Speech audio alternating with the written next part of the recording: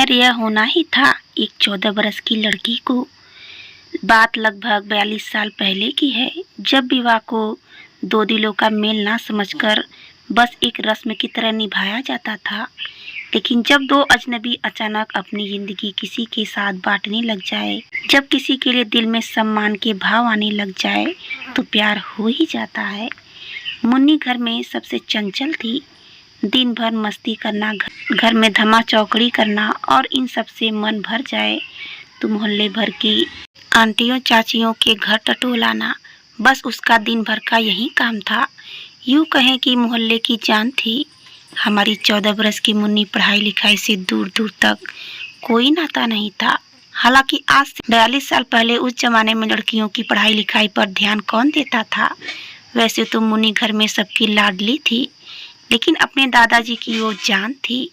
बचपन से ही अपने दादाजी से ही उसने जिंदगी का पाठ पढ़ा था। अक्सर दादाजी मुन्नी को चिढ़ाने के लिए उसकी शादी की बात करते, लेकिन शादी की बात सुनते ही मुन्नी ऐसे खिंचती मानो आज ही उसकी शादी हो रही हो। एक दिन घर में दादाजी के बचपन के एक बहुत पुराने मित्र दादाजी से मिलने आए। मुन्नी ने उनके पैर छुए और उनके लिए पानी लेकर आई। दादाजी ने मुन्नी का परिचय करवाते हुए मुन्नी से कहा, मुन्नी पहचाना इन्हें? ये वही है, हमारे पुराने साथी। दादाजी की बात सुनकर मुन्नी खिलखिला उठी, लेकिन मुन्नी की खिलखिलाहट दादाजी के मित्र को इतनी पसंद आई कि उन्होंने मुन्नी को अपने घर की बहू बनाने का फैसला कर लिया और वहीं रिश्ते की बात कर ली। अपनी फूल सी बेटी के लिए इतने अच्छे घर से रिश्ता आने पर दादाजी खुशी से भर उठे। अगली बसंत पर बड़ी धूमधाम से मुन्नी बिटिया की शादी करने का फैसला कर लिया। मुन्नी बिटिया की शादी करने का फैसला लिया गया। मुन्नी को जैसे ही अपनी शादी के बारे में पता चला, वह फूट फूट कर रोने लगी। उसे लगा मानो उसका पूरा घर, दादाजी और उसका पूरा परिवार पीछे छूटता चला जा रहा हो। खैर यह तो होना ही था। एक 14 वर्ष की लड़की को शादी के बारे में सिर्फ इतना ही पता था कि उसे अपना घर छोड़कर किसी और के घर में जिंदगी भर रहना है। इसी बीच मुन्नी की शादी बड़ी धूमधाम से हुई और मुन्नी की मुलाकात पहली बार अपने पति से हुई और अगले ही दिन मुन्नी के पापा मुन्नी को लेने आ गए। बस फिर मुन्नी का आना जाना लगा रहा, कभी पीहर तो कभी ससुराल, लेकिन पति से अभी तक बन नहीं पाई थी। अक्सर ही दोनों बच्चों की तरह झगड़ते थे। उस दिन भी मुन्नी अपने पति से रूठी हुई थी। मुन्नी के पिताजी मुन्नी को लेने आ गए। मायके जाते हुए मुन्नी ने टोकते हुए अपने पति से कहा, अब मैं नहीं आऊंगी आपके घर। मुन्नी के पति ने गुस्से में कहा, आना भी मत जब तक मैं ना बुलाऊं। मुन्नी ने चुटकी देते हुए कहा, अच्छा तो मुझे कैसे पता चलेगा कि आपने मुझे बुलाया है या नहीं?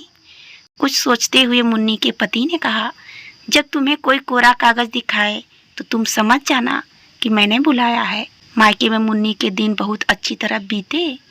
जब कोई मुन्नी से उसके पति के बारे में पूछता तो वह चुटकी लेते हुए कहती, अच्छे हैं पर थोड़े बुद्धू हैं, और सब मुस्कुरा जाते। लगभग 15 दिन बाद मुन्नी के ससुर जी मुन्नी को लेने आए। मुन्नी ने उनके सामने कुछ दिन और मायके रहने की इच्छा जताई। ससुर जी ने भी मुन्नी की बात का सम्मान रखते हुए हामी भर दी। कुछ दिन बीतने पर जेठ जी आए।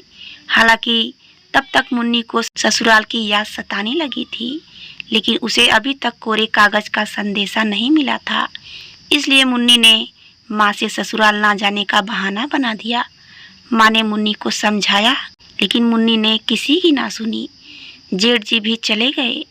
मुन्नी के ससुराल आने पर, मना करने पर सब परेशान थे। इधर मुन्नी के परिवार वाले भी मुन्नी को समझाने लगे थे, लेकिन मुन्नी किसी भी बात पर मानने को तैयार ना थी। किसी को समझ ही नहीं आ रहा था कि आखिर माजरा क्या है। ससुराल में यह चर्चा चल रही थी कि तभी मुन्नी के पति ने कोरे कागज वाली पूरी बात बताई। अगले ही दिन मुन्नी के ससुर जी कोरे कागज के साथ मुन्नी को लेने आए। मुन्नी तो इसी पल के इंतजार में थी। कोरे कागज पर अपने पति का नाम लिखकर अपना सामान बांधकर मुन्नी अगले ही दिन ससुराल पहुंच गई। लेकिन अपने पति के लिए दिल में सब कुछ बदल चुका था। मुन्नी को अब अपना जीवन साथी मिल चुका था। आज जी भर के मुन्नी ने अपने पति से बातें की, लेकिन कोरे कागज वाली बात को लेकर दोनों सालों तक खिलखिलाते रहे और अपनी ज़िंदगी को हंसते हंसते एक साथ बिताने लगे। धन्यवाद।